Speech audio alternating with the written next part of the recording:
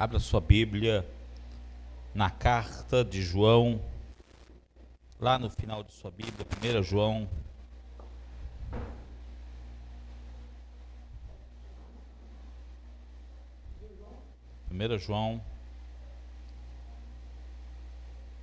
Capítulo 2.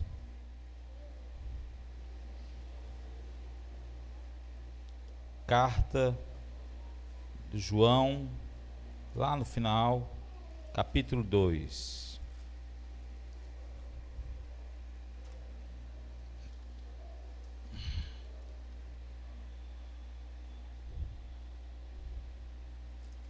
Todos acharam?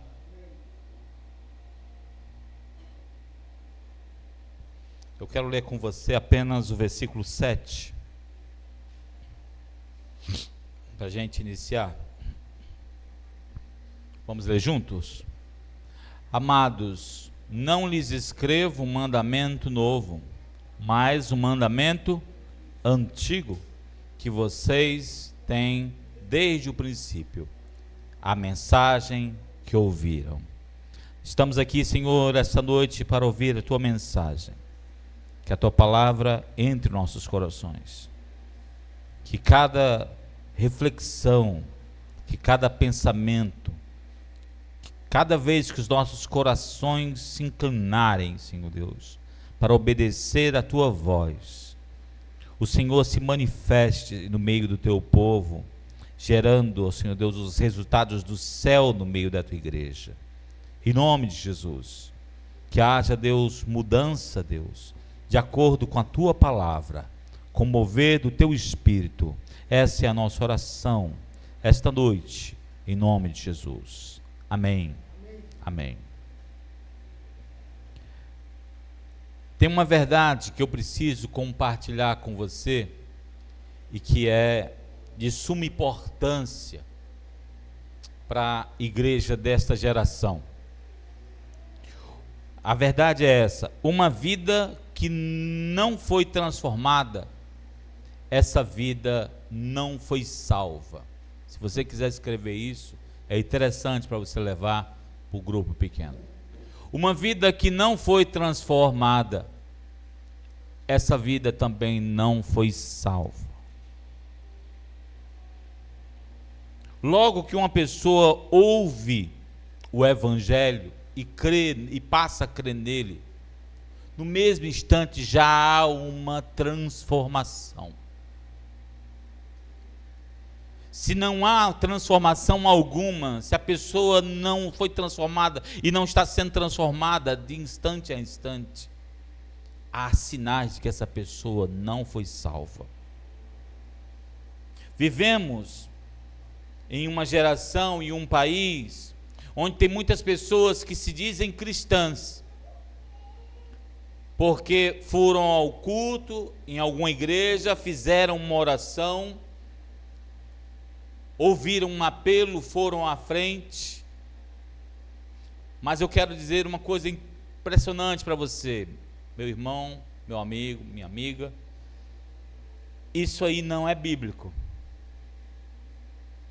Isso não é o que diz as Escrituras. Não é a ação de Deus. Não há nada nas Escrituras que confirme esse tipo de proceder ou de conversão. Não tem. As conversões não se dão por atos nas igrejas. Hoje as igrejas trabalham a ambiência, há engenheiros de som para que o som fique o mais confortável possível, né? Trabalha-se o comodismo, não se trabalha mais a excelência da palavra, trabalha-se a excelência da retórica, não trabalha-se mais a vida de oração, se trabalha a climatização do ambiente. Somos salvos pelo poder de Deus, meus irmãos, porque a salvação vem de Deus, emana do próprio Deus, em sua graça para o homem pecador. Deus é a fonte. Diga comigo: Deus é a fonte de toda a salvação. Ele é a origem da salvação, Ele é o Deus da salvação. Sem Ele não há salvação. Não é o fato de repetirmos uma oração, não é o fato de estarmos frequentando uma igreja, mas é a questão de Deus agir na vida do homem pecador, fazendo se arrepender dos seus pecados e crer no Evangelho, porque o Evangelho é o poder de Deus para a salvação de todo aquele que crê.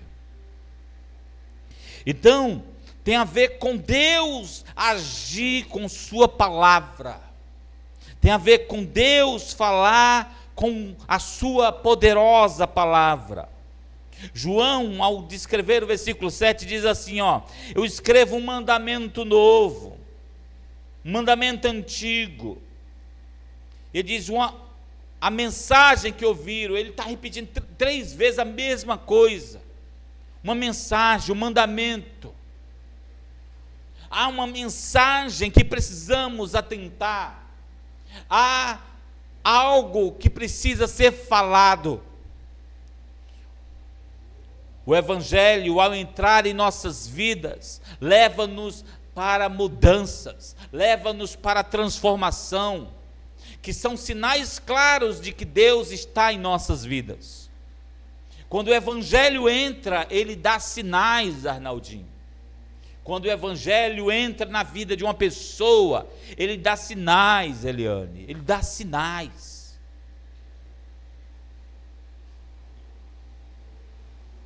Quantos têm aquela ideia, levou o seu familiar na igreja, ele foi, entregou a vida a Jesus lá, e passou o resto de sua vida dando sinais que estava perdido, vivendo de forma dissoluta, vivendo na perdição. Aí, na hora da morte, vem o crente doido para salvar o familiar, doido para tirá-lo do fogo do inferno, e assim, mas ele foi batizado.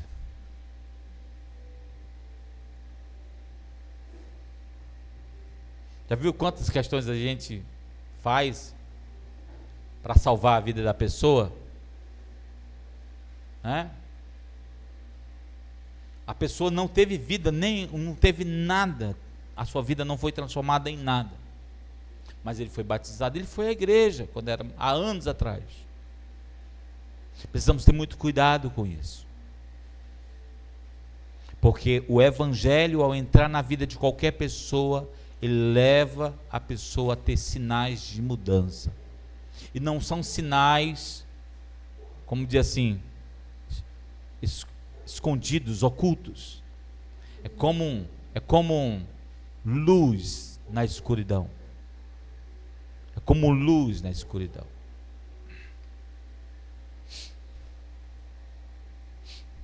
Eu fui inventar de acender uma churrasqueira para o meu sogro lá. Eu achei que era fácil. Passei 2 horas para acender uma churrasqueira, um fogo, Era o carvão. Aí eu abanando, Depois cheguei de noite com os braços tudo dormindo, acho que eu abanei tanto que eu dava para voar, É interessante que depois que pega fogo, mesmo de noite está lá a chama lá, acesa. Dá para perceber aquela chama lá. O crente em Jesus, mesmo no meio das densas trevas, ele tem a chama e sinais que mostram que a luz de Jesus está nele. Quantos estão me entendendo? Quando não tem essa chama, quando não tem essa luz, não adianta. Entendeu?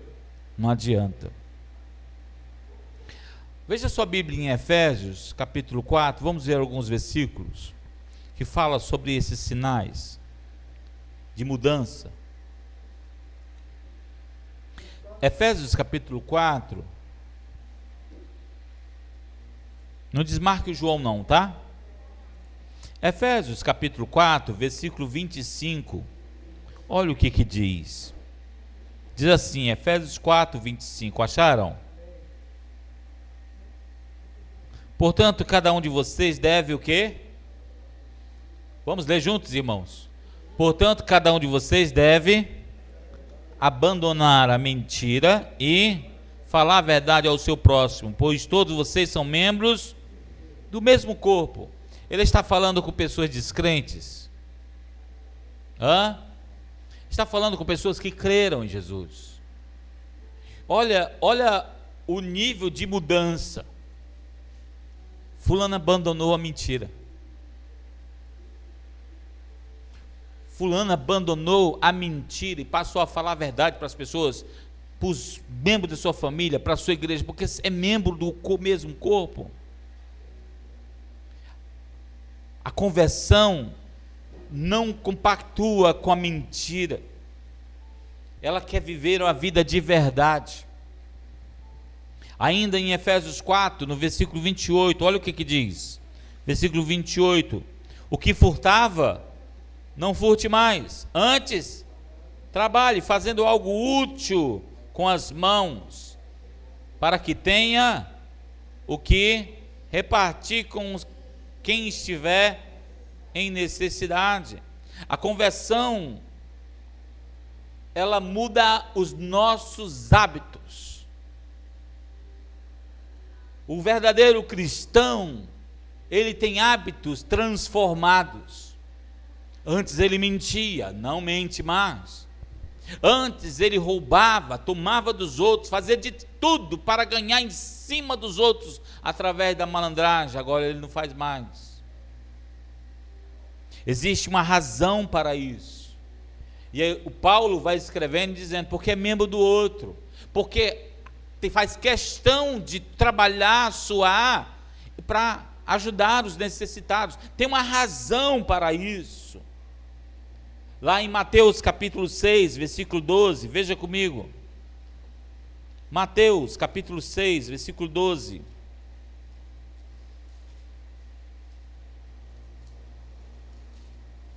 Olha o que é que fala. Mateus 6,12. Perdoa as nossas dívidas, assim como perdoamos aos nossos. Pergunte para o seu irmão, você é devedor? Você é devedor de Deus? Sim, todos nós somos. Eu nem tenho como pagar a maravilhosa graça.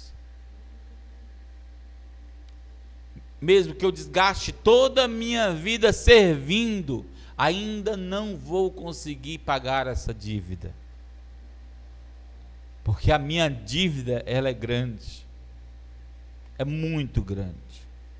E Ele pagou por mim. Ele pagou por mim. Na conversão somos impelidos pelo Espírito de Cristo a imitar Ele. Por que perdoamos? Porque Ele perdoou nossas dívidas. Queridos, preste atenção. Existem pessoas que nós dizemos, eu não tenho raiva delas, mas nós não temos mais contato e não queremos mais nem ver na nossa frente. Não é assim? Sabia que Deus olha isso e sabe que nós não perdoamos? E aí, quando eu e você vamos para Deus pedir perdão dos nossos pecados, sabe o que acontece? Não tem perdão dos nossos pecados, porque nós não sabemos perdoar como também somos perdoados. Isso aqui é sério. Quando o evangelho entra na vida da pessoa, ela não para somente de mentir, de fumar, de beber. Ela aprende a administrar suas emoções por causa do Cristo que habita nela. E ela passa a perdoar como Cristo a perdoou. Amém? João, escrevendo aos novos convertidos, volte lá para 1 João, porque a carta de 1 João é escrita para novos conversos, os novos convertidos. Ele escreveu essa carta, e as pessoas olham esta carta e dizem, mas é muita coisa pesada, forte em 1 João. Se nós vivemos 1 João, nós já seremos uma igreja transformada, uma igreja que acolhe as pessoas, uma igreja que envolve a comunidade, uma igreja que vive o amor de Deus. Isso aqui é o catecismo da igreja primitiva, eram os primeiros passos da fé da igreja. Se nós não estamos dispostos a viver isso aqui, nós não vamos muito longe. Então esses irmãos conversos, esses irmãos convertidos da igreja primitiva, recebiam essas instruções com essas cartas de João. Mostra que tudo que ele está mostrando aqui, que tudo que ele iria ensinar, tem a ver com pessoas convertidas, e que estão sendo moldadas através do Evangelho. Pessoas não convertidas não conseguem viver esta mensagem. Capítulo 2, versículo 7, lembra o que diz? É a mensagem que vocês ouviram. Tem uma mensagem que vocês ouviram. O verdadeiro cristão possui uma nova forma de se relacionar com Deus e uma nova forma de se relacionar com o pecado. Diga isso comigo. O cristão verdadeiro possui uma nova forma de se relacionar com Deus e uma nova forma de se relacionar com o pecado. Lembra quando o filho pródigo pensou em voltar para casa, caiu em si, como diz a parábola de Jesus em Lucas 15, lembra? Tu acha que ele levantou dali, decidido a voltar para a casa do pai, pensando assim, ó, eu vou voltar, vou juntar dinheiro e vou voltar de novo, para ficar comendo com os porcos? Tu acha que ele quis isso? Viver aquela vida de novo, fazer aquele mesmo trajeto mais uma vez? O convertido não quer voltar mais para a lama do pecado. O cristão verdadeiro não quer, ele tem um novo relacionamento com o pecado agora, ele quer distância, ele quer se afastar do pecado, porque o pecado afasta ele de Deus. E aí João começa o capítulo 2, dizendo assim, capítulo 2 de 1 João, veja comigo. Filhinhos, escrevo estas coisas para que vocês não pequem.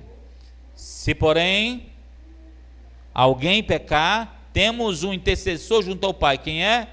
Jesus Cristo, o justo. Então qual é o objetivo do ensino bíblico? Diga para o seu irmão, o objetivo do ensino bíblico é você não pecar. Eita. Mas Ronaldo, você está falando com uma turma de pecadores, que o objetivo das Escrituras é que eu não peque? Sim. E o objetivo de Deus em salvar é me livrar do pecado. Qual é o salário do pecado? A morte. O dom gratuito de Deus, vida eterna em Cristo Jesus. E quando Cristo Jesus entra na minha vida, Arnaldinho, através do evangelho que eu ouvi, há uma mudança, há uma transformação. E aí o João está escrevendo de uma forma muito formidável, dizendo assim, ó, meus filhinhos, tratando a igreja com muito carinho. Está dizendo, porque são novos convertidos, são pessoas que estão começando na fé. Meus filhinhos, escrevam estas coisas para que vocês não pequem. Aí você diz assim, mas isso é ensino para dar para novo convertido? Se a gente está aqui um tempão e ainda vive teimando com certos pecados,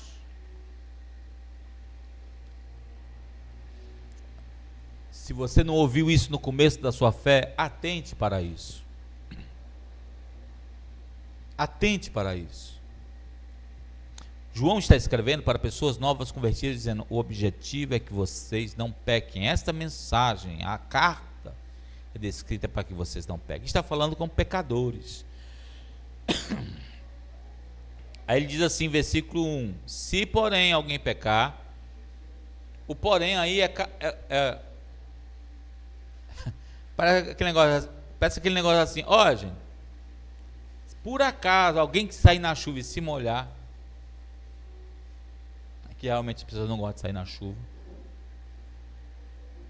né?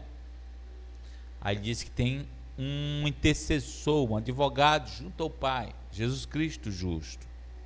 Vamos ler o versículo 2. Olha o que diz. Ele é o quê?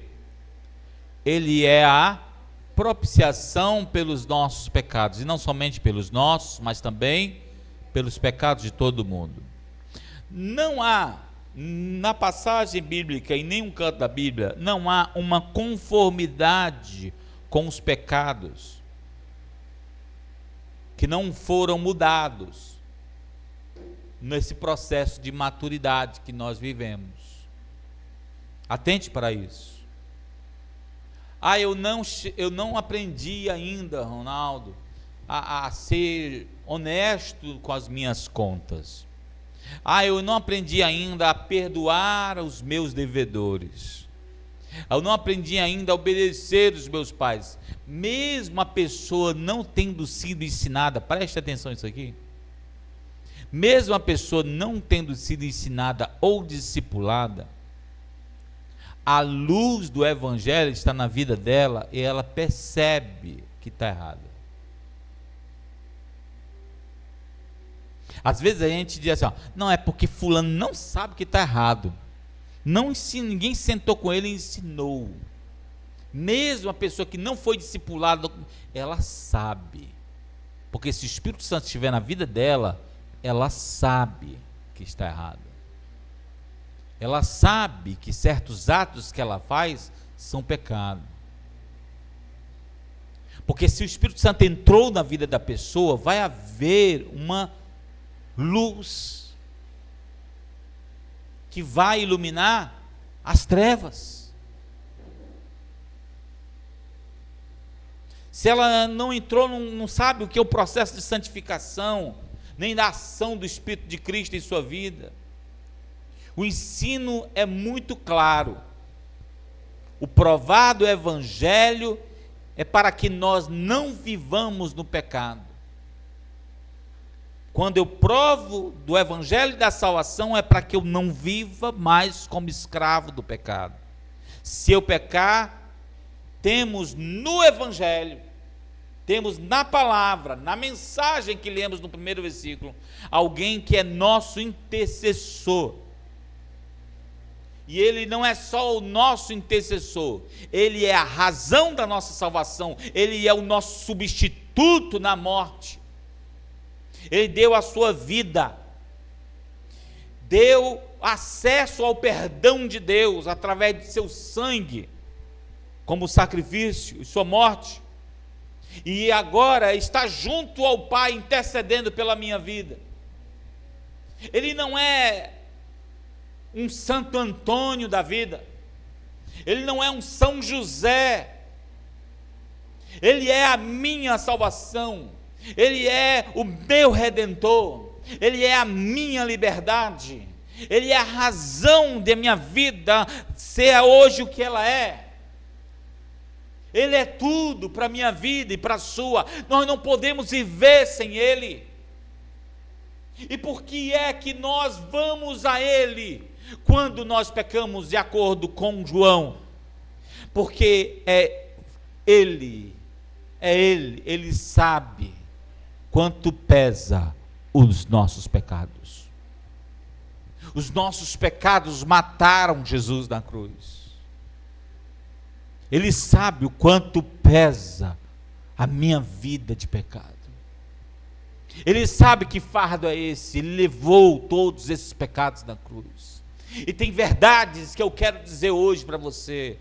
que podem libertar a tua mente de coisas que estavam te escravizando.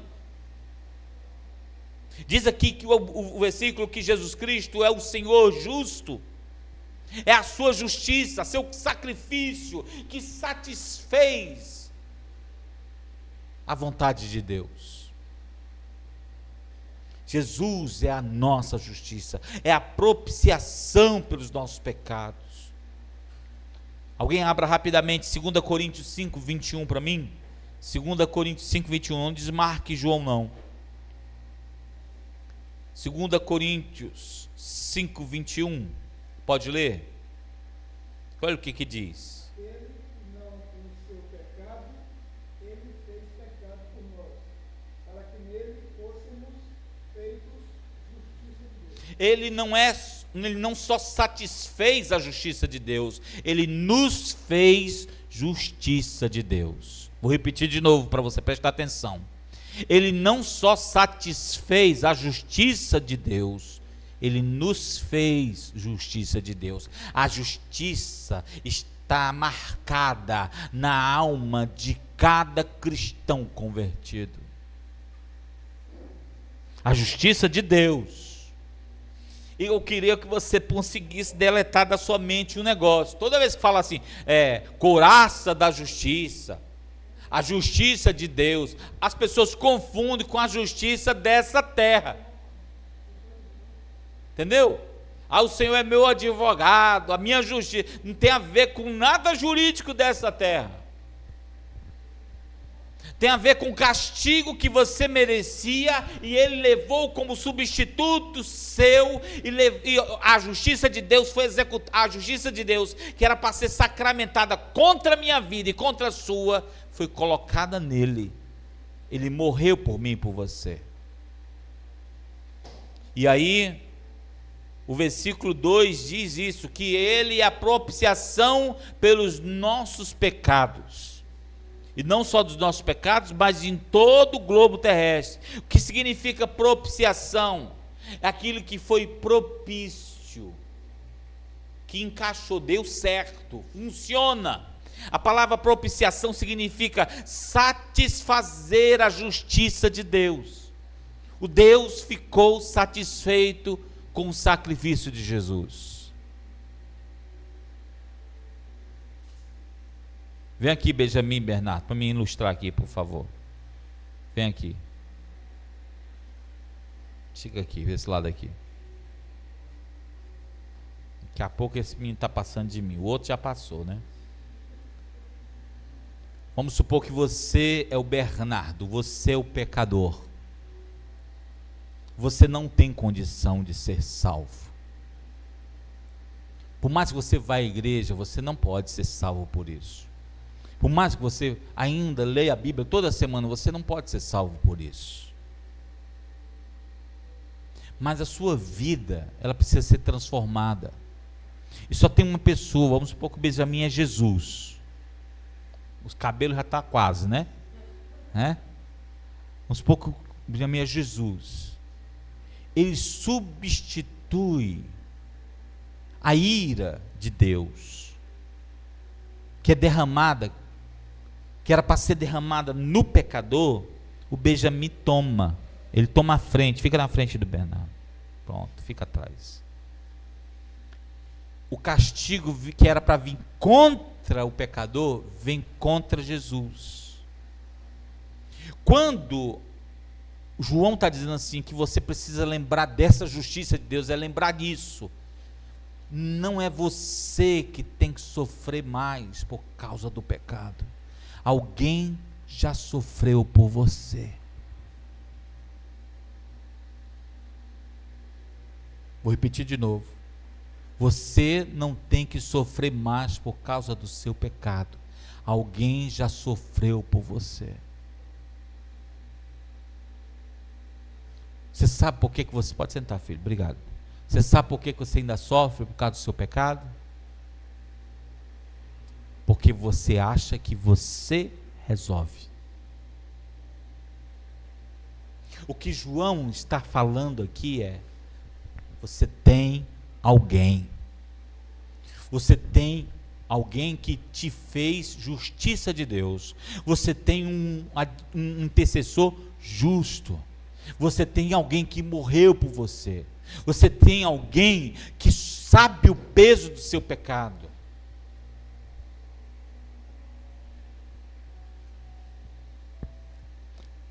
Meus irmãos, você sabe aquelas horas em que você entra em parafuso por causa dos seus pecados e fica brigando com eles? Que nem Lutero às vezes chicoteava assim, por causa dos seus pecados, como se resolvesse.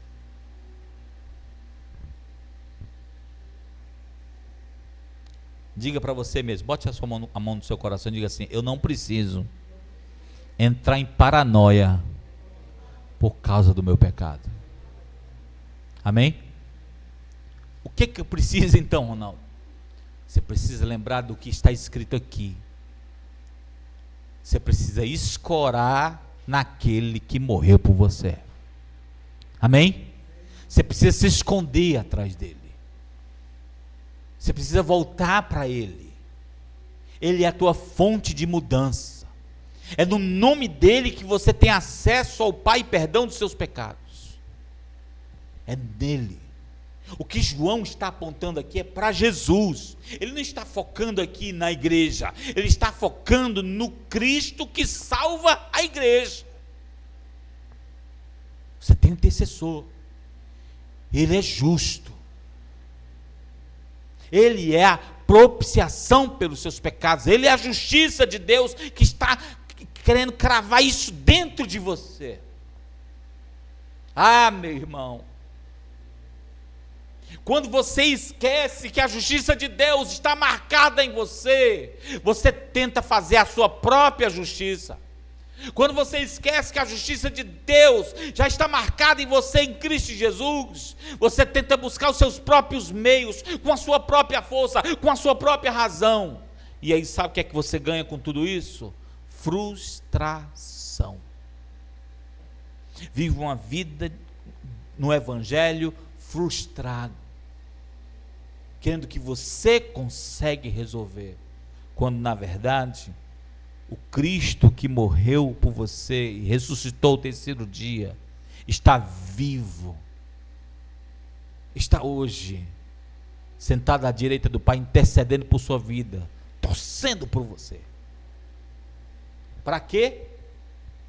O objetivo que João escreveu: para que você não peque, para te santificar, para fazer você andar na verdade, para fazer esse evangelho que você creu a primeira vez, seja uma mudança contínua na tua vida.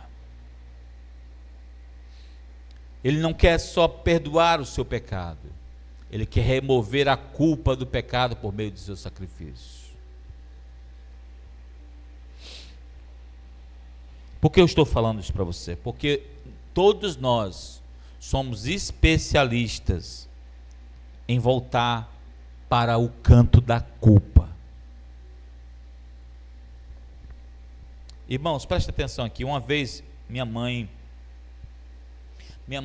antes de morrer me levou, quis que eu levasse ela num hospital em Messejana para pegar uns remédios. E aí eu me deu o endereço, fui com ela, eu não sabia onde é que era. Aí eu peguei o carro, levei ela lá. Era o hospital dos doidos lá em Messejana. Disse: mas o que a senhora vai fazer aqui? Só não é doida? Me deram o endereço aqui, que eu ia pegar os remédios aqui. Aí eu disse: só tá. Deixa eu ver aqui. Aí não sabia como é que era esse negócio dos remédios. Aí depois a mulher recebeu assim a gente: olha, a médica não pode dar os remédios. Nem aqui não, dona Francisca. Estava errado, né? É aqui não, aqui os remédios aqui é pesado, dona Francisca. Aí ela olhou a receita: mas a senhora tem uns remédios aqui pesado. Só não pode estar tomando isso aqui não. Desse jeito. Isso aqui não é para a senhora não, dona Francisca. Uma banda de um comprimido desse aqui derruba um cavalo. Aí minha mãe, eu tomo 3 e não consigo dormir. Aí eu, caraca. Minha mãe, eu tomo 3 e não consigo dormir ainda. Olha aí. Né? Aí uma banda derruba um cavalo. Mas eu fiquei assim. Mas teve uma coisa, não quero falar da minha mãe não, quero falar de uma coisa que eu vi lá. Que tem uma grade grande lá assim, ó, aí fica aquele monte de pessoas doentes do outro lado. Andando com parte da roupa, chupando dedo, passando a mão no cabelo assim, escorando na parede, falando com o vento. Tudo em paranoia, louco, dopado. E você sabe o que eu mais ouvi lá dentro? Era pessoas dizendo assim: glória a Deus, aleluia, louvado seja Deus, nome de Jesus. Aí eu vi o médico dizendo assim: ó, o que tem de crente doido aqui não é brincadeira.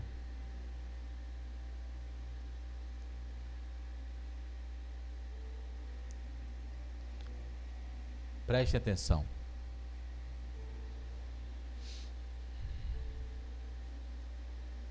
Se você não souber viver o evangelho, você vai pirar.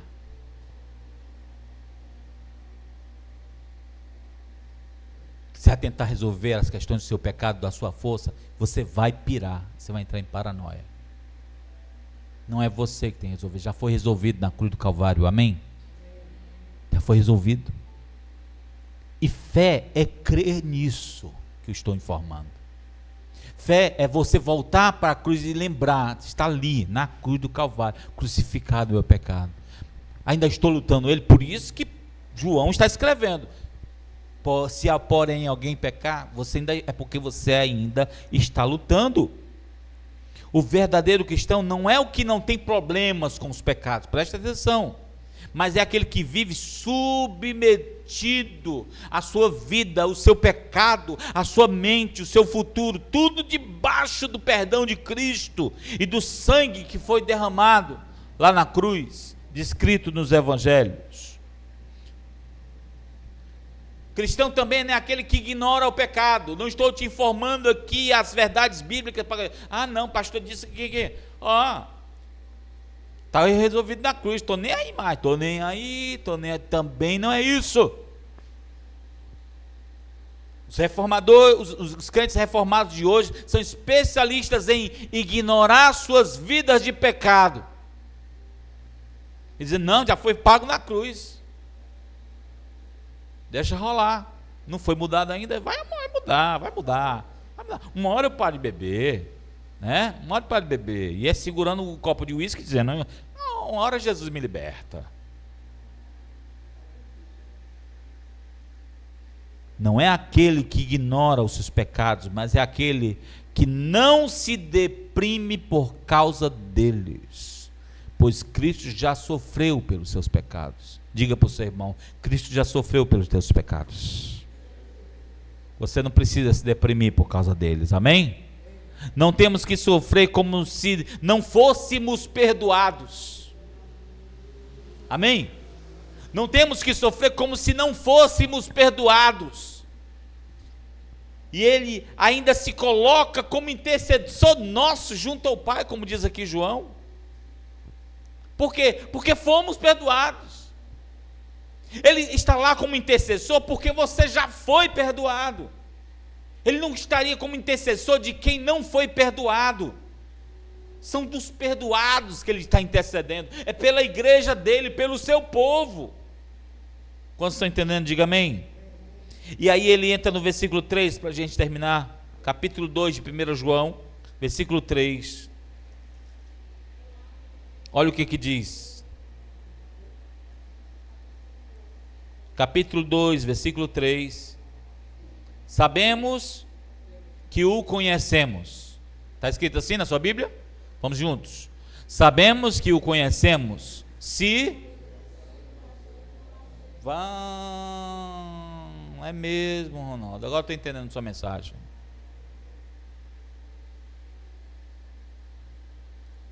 Nós vamos saber se a gente conhece Ele de verdade, se nós obedecemos. Você está entendendo o que eu estou dizendo desde o princípio? Se não há uma transformação, também não houve conversão. Porque quando nós o conhecemos, qual é o próximo passo? Obedecer e começar a fazer a sua vontade.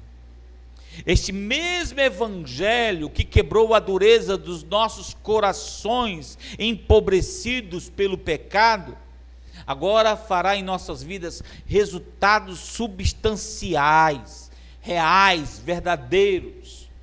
E aí você vai saber que você é um cristão verdadeiro, autêntico.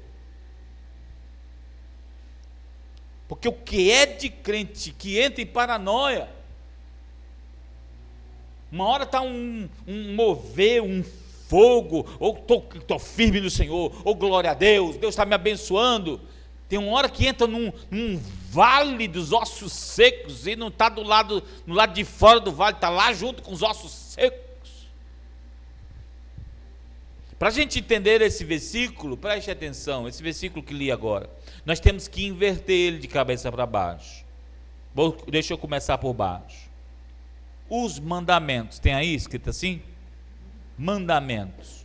Quando fala mandamentos, o evangelho, o que ele escreveu, o que ele deixou, né, é a origem da nossa conversão. Como disse Paulo, o evangelho é o poder de Deus para a salvação de todo aquele que crê. Sem o evangelho, sem a palavra, não tem como. Aí você diz assim: ah, mas eu me converti ouvindo aquela irmã, né, que cantava antigamente. Hoje ela não está mais na igreja não, está debandada, está se prostituindo aí. Aí eu fico pensando, você ouviu o evangelho?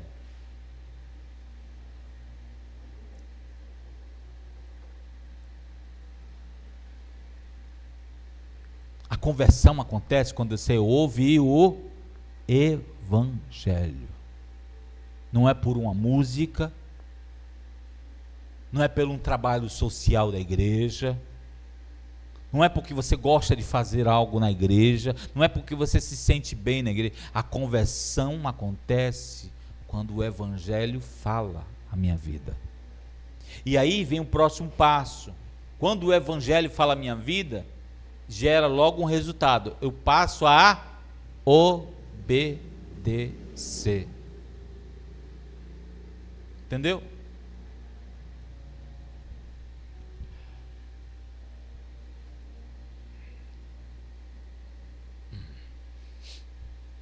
Acho que eu já falei aqui que eu fui a uma igreja lá, uma igreja batista lá em Catuana. Catuana é uma cidade bem pequenininha aqui na direção do Paracuru, saindo aqui depois do Pecém. É tão pequena que na entrada da cidade tem assim, ó, seja bem-vindo. Do outro lado da placa tem assim, ó, volte sempre. É pequeno demais, que é só um quarteirão. É só um quarteirão. Aí eu estava pregando lá, me chamaram para pregar lá, eu ficava final de semana e aí eu fiquei admirado que tinha um pastor de ovelha mesmo, cuidando das ovelhas atrás do terreno da igreja assim.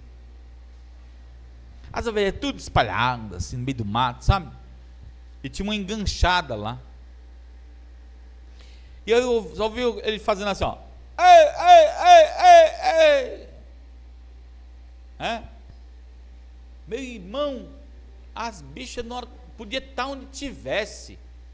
Vinha tudinha se juntando ali atrás dele ali, ó.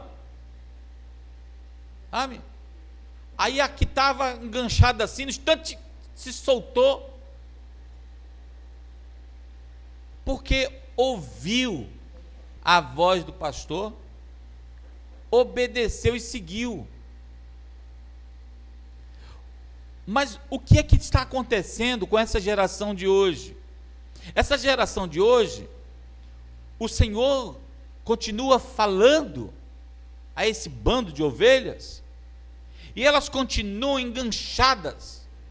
Não quero ir, espera aí, eu vou conseguir me desenganchar aqui, espera aí, deixa eu largar meu vício primeiro, espera aí, deixa eu fazer meu ministério.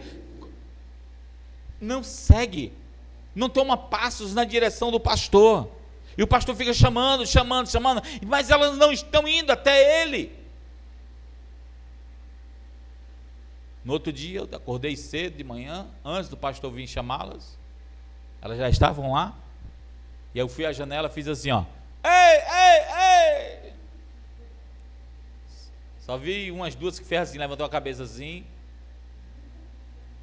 aí eu só vi os balãozinhos escritos na cabeça dela assim, bicho otário. Elas sabem qual é a voz do seu pastor, e elas só obedecem a ele. Quantos estão entendendo, irmãos? Quando você ouve o evangelho de Jesus, você passa a ir até ele continuamente e obedecê-lo. E começa a praticar os mandamentos do Senhor sem peso. Grava isso.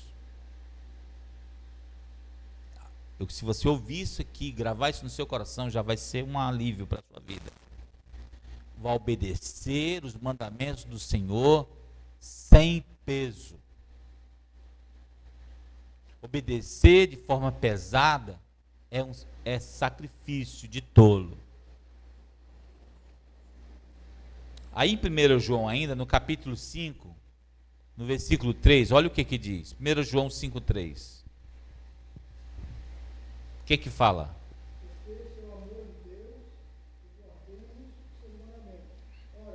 Os seus mandamentos não são penosos. Não é para ser pesado, não é para ser penoso. Se está sendo penoso para a sua vida não mentir, está acontecendo alguma coisa errada com você. Está sendo penoso para você não se prostituir, tem alguma coisa errada com a sua conversão. Está sendo penoso para você não se separar do mundo, tem alguma coisa errada com a sua conversão. Você precisa sair desse monte de arame enfarpado e ir até o Senhor da sua vida. Os mandamentos do Senhor não são penosos. Por que conseguimos uma vida transformada? Por que conseguimos uma relação diferente com o pecado e uma relação diferente com Deus? Por que conseguimos obedecer os mandamentos de Deus? Por quê? Porque, como diz o versículo de 1 João, que nós lemos, é porque nós o conhecemos, no versículo 3. Porque nós o conhecemos. E depois que o conhecemos, nossa vida foi mudada. Lembra da Maria Madalena? Depois que ela conheceu Jesus, sua vida foi mudada. A Bíblia diz que ela ainda teve 7 vezes problema com demônios. Andava com o Senhor e ficava endemoniada, por causa que a sua vida era uma vida de pecado. Pecados pesados. Ela ainda teve problema com isso. Mas tinha uma coisa que ela... olha a questão. Qual é o melhor? Eu ter problema espiritual, problema dos infernos mesmo, das trevas, bem pertinho de Jesus, ou longe de Jesus? Hein? Eu quero cair endemoniado é do lado de Jesus. Eu quero ficar enfermo é do lado de Jesus. Eu quero passar necessidades do lado de Jesus. Porque do lado dele, milagres podem acontecer e ele não vai deixar seus filhos que andam com ele na mão. Vocês estão entendendo? O negócio é que a gente quer resolver da nossa própria forma. sem Ele. Essa é a questão hoje da mensagem. Sem Ele você não tem condição. Por isso que ele está dizendo, depois que você o conhece, por que temos uma vida transformada? Por que a palavra entra em nossas vidas? Por que obedecemos seus mandamentos? Porque o conhecemos. E depois que conhecemos, nossa vida nunca mais foi a mesma. A vida de Maria nunca mais foi a mesma depois que o conheceu. Nunca mais.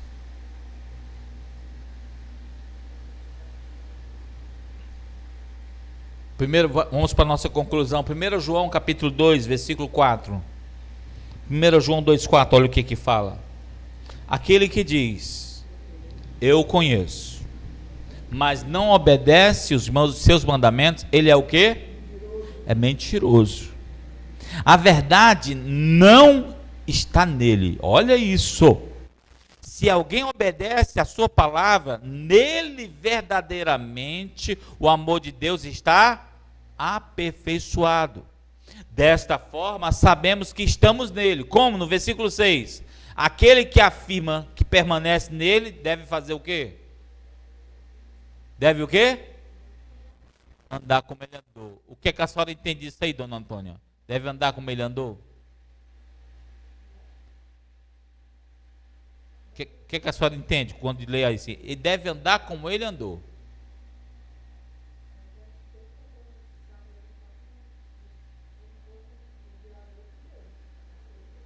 Imitando Jesus. Imitando Jesus. Andar como ele andou. Ele vivia nessa paranoia com pecado? E ele andava com prostitutas, cobradores de impostos, pecadores, só se juntava, como diz assim, com gente que não presta, né? Como a gente diz, né? Mas a vida dele era uma vida santa. Sabe? Qual é a palavra-chave aqui para a minha vida e para a sua, nesse versículo que nós lemos de 1 João 2, 4 a 6? Aquele que o conhece, anda como ele andou. Repete aqui comigo. Aí fala em inglês, repeat, né? É? Como é que diz? Aquele que o conhece, anda como ele andou. Vamos dizer de novo? Aquele que o conhece, anda como ele andou. Amém? Já vimos no Evangelho que a questão não é dizer que conhece Jesus. O negócio é ele dizer que te conhece, né? Já vi, ele já mostrou que tem pessoas que vai chegar diante dele, Senhor, eu expulsei demônios, né? Fiz um bocado de coisa da igreja, entendeu? Fui pastor, dirigente, toquei no louvor, cantei, louvei, sabe? Minha família é toda evangélica, sabe? Aí o Senhor vai dizer por que para essa pessoa? Não te conheço. Não te conheço. Aí a pessoa diz assim, mas eu te conheço. A questão aqui não é essa. Não é se você me conhece. É se o Senhor te conhece. Te conhece como um íntimo. Te conhece como filho. Te conhece como perdoado. Te conhece como quem obedece. Vocês estão entendendo? Te conhece de andar com Ele. O Senhor não nos chamou para sermos conhecidos dEle, simpatizantes do seu Evangelho. O Senhor nos chamou para o conhecermos. E preste atenção, não é para que eu o conheça, Ele também quer ser conhecido por mim. Essa é a grande questão do andar da santificação. É conhecer Jesus e ser conhecido, e deixar Ele ser conhecido por você também. Você saber, essa é a vontade dEle. Ele falou comigo, qual é a sua vontade? Vamos terminar com Apocalipse 2,19. Apocalipse capítulo 2, versículo 19. Olha o que diz. Acharam?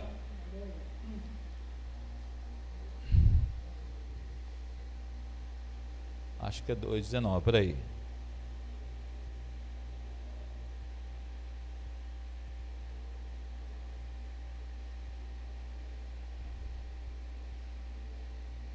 Oxe, eu estou em 1 João. Apocalipse 2,19. Eu perguntando se todos acharam, e eu que não tinha achado.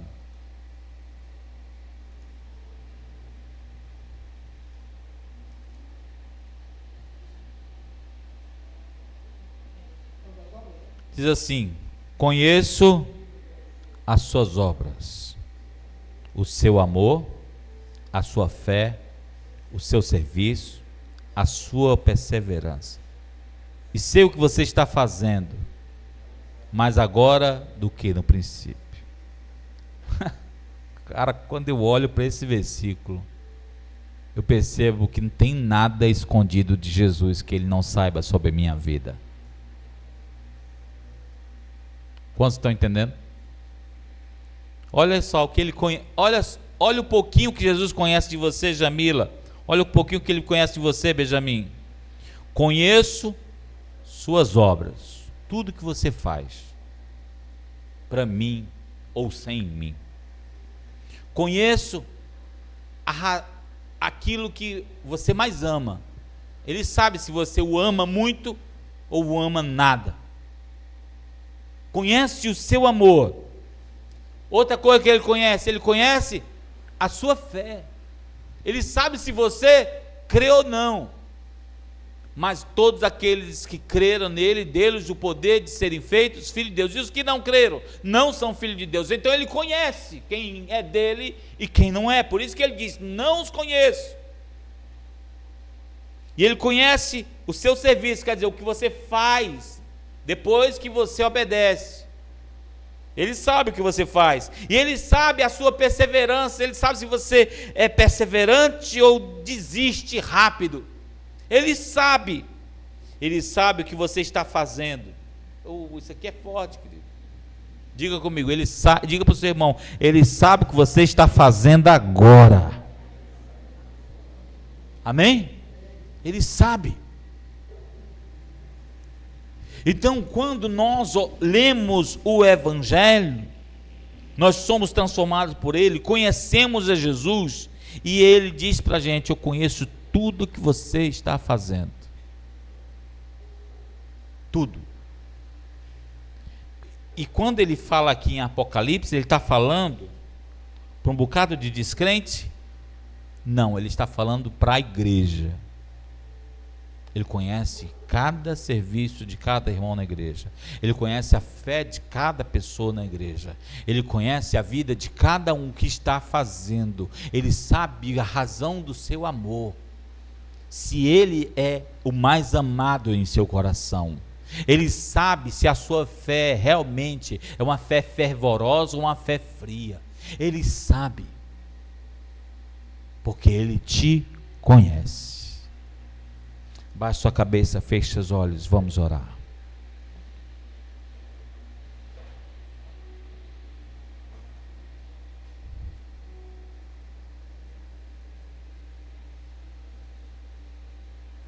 Muito obrigado, Senhor, por essa noite. Graças te damos.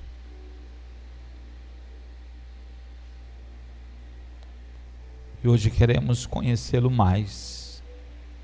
Tua palavra, Deus, vem elucidar muitas coisas sobre a nossa relação contigo, relação com os nossos pecados. Vem nos livrar, Senhor Deus, de toda mentalidade que nos escraviza, e que tua palavra venha transformar nosso viver. Faz-nos viver, Senhor Deus, o teu evangelho de forma genuína, autêntica. Como vimos aqui, Senhor, são características tremendas da vida de um verdadeiro cristão. E o Senhor deixou claro para nós vivermos. O Senhor deixou descrito na tua palavra, porque o Senhor quer ser conhecido assim como nos conhece. Eu te agradeço, Senhor, por esta mensagem, pelo falar do Senhor com a tua igreja, em nome de Jesus. Amém. Amém. Não vai adiantar.